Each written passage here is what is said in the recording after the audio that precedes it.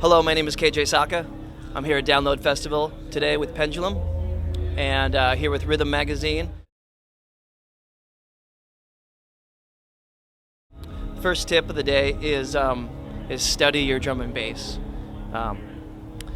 Just like rock and jazz and other forms of music, you really need to engulf yourself in the actual style of music that you want to play, that you want to get better at.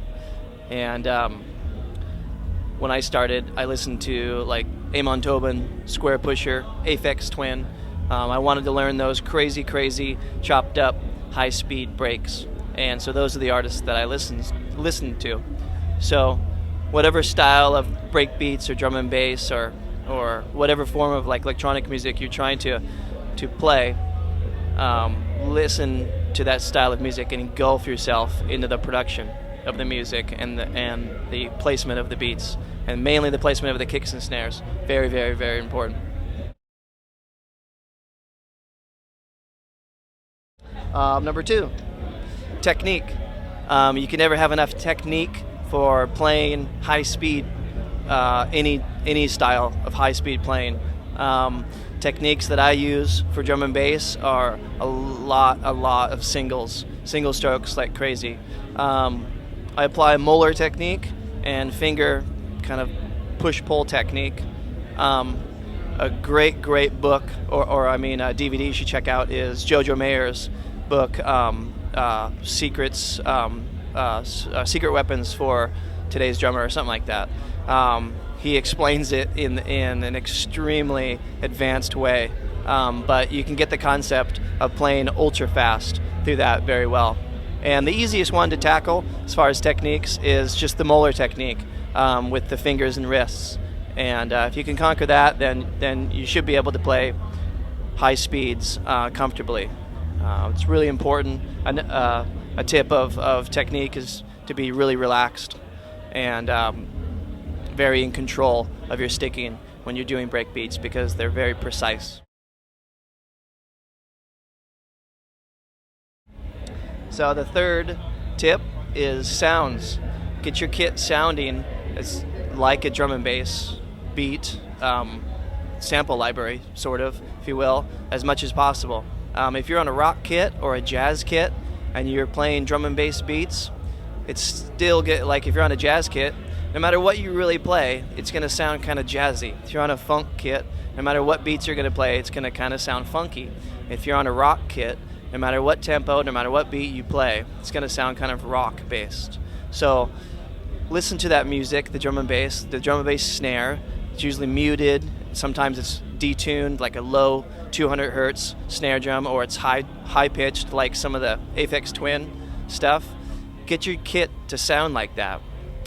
Use tape, gaffer tape, any kind of tape, t-shirts, towels, whatever you can to mute the drums, to expand the sound, to crunch the sound. Mainly muting the sounds. I mute the bananas out of my drums. They're really dead, they're really in your face, and when recorded or played live, it kind of has this compressed, gated sound right out of the gate. So not a whole lot of production and EQing and things like that needs to be done after your drums are tuned well for the specific style of music that you're performing. Fourth tip is feel. I can't talk enough about feel. Feel is the most important thing out of any stylistic playing, and that's why it's so important to listen to all those records of the style that you're going for, which is drum and bass.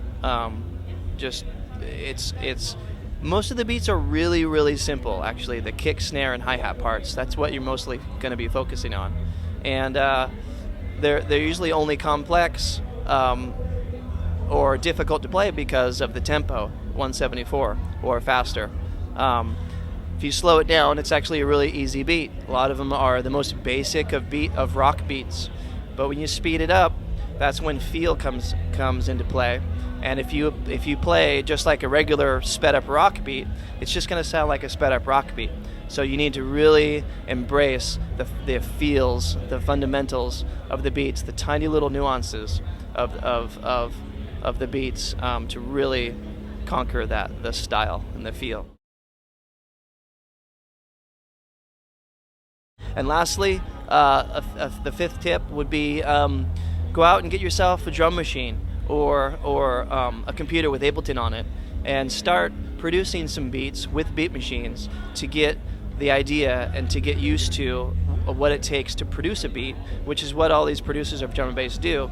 They produce beats on the computer or on drum machines. A lot of the beats are sampled, but then they're layered with kicks and snares and hats and stuff, and continually produced to really get that feel of drum and bass. It can take a lot of work and effort and time to really get that true, authentic drum and bass sound. And so if you can kind of figure out what those producers are doing on the computer, then you can apply that to your drumming. That's what I did when I first started drumming. I got a beat machine, I got a keyboard, got some record players, and I tried to be that producer. And then it became apparent of what I really needed to do on the drum set, because I was actually constructing those beats the way typical drum and bass producers construct them. So there you go. 5 tips from KJ Sawka here for Rhythm Magazine at Download Festival 2011.